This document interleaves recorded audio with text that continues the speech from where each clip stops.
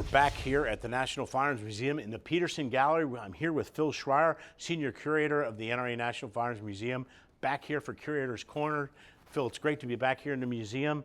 What do you have for us this week? John, I have one of my favorite pistols of the Second World War. It is a Polish Radom. It is a 9mm semi-automatic, very similar in style and in shape of our own beloved 1911. It looked familiar, but not that familiar. Yeah, it's got a flared grip down here, and the hammer is a little different. But it is one of my favorite 9mm. I'm not a big fan of the 9 in combat. I like 45s. But this Radom pistol was, it's called the Model 35 because the Polish Army adopted it in 1935.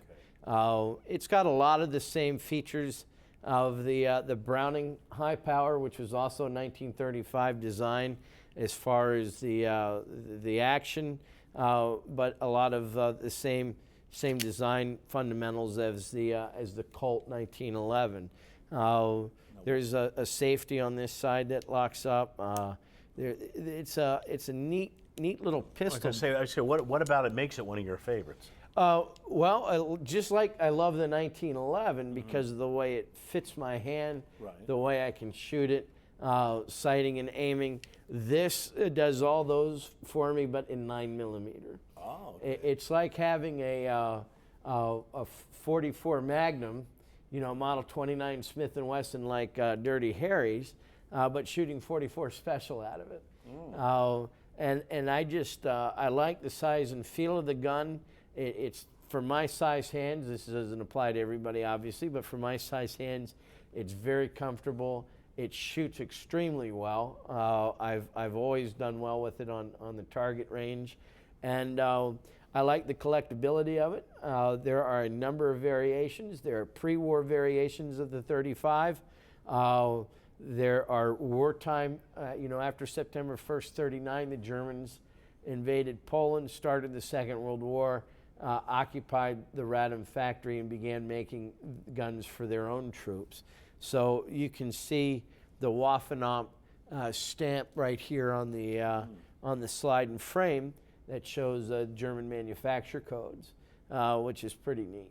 And there are a couple different models of the gun. The grips change color from the black to the brown.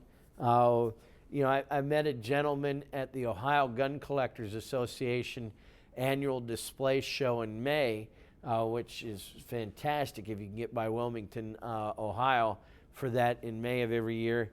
And this guy was a Polish immigrant that had arrived in this country in the late 1980s, so within the last 30 years, really. And when he arrived, he had no firearms with him. He showed up here with nothing, literally. And he had 8 6-foot tables of Polish Radom pistols and rifles on display that he had collected here.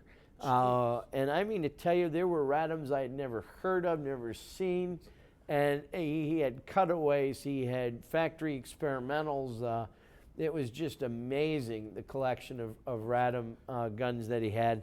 And they're one of my favorites. Which is interesting. When you talk about collectors, a lot of folks, when they collect, they get passionate about a certain firearm and a model and a manufacturer, and they just go for it. They really do. Well, I feel that way about Webleys and Winchester 95s. And this guy literally collected the book, so to speak, on the Viz Radom pistols, just one of my all-time World War II favorites. Awesome. Well, thank you for introducing us to that and this wonderful model. Now, how can folks get a chance to see this Radom here at the Firearms Museum? Well, this Radom is on display at the National Firearms Museum, which is located off the Interstate 66 in Fairfax, Virginia. It's open from 9:30 to 5 every day of the week, and there's plenty of free parking and free admission. You can visit us on the internet at nramuseum.com 24/7. Always, and come and see that firearm. There's photographs, there's video up there. It's awesome.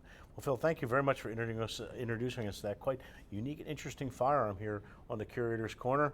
We love it, and we look forward to doing it again next week. Why don't we do it again? Well, let's do it again. All right. Thank you.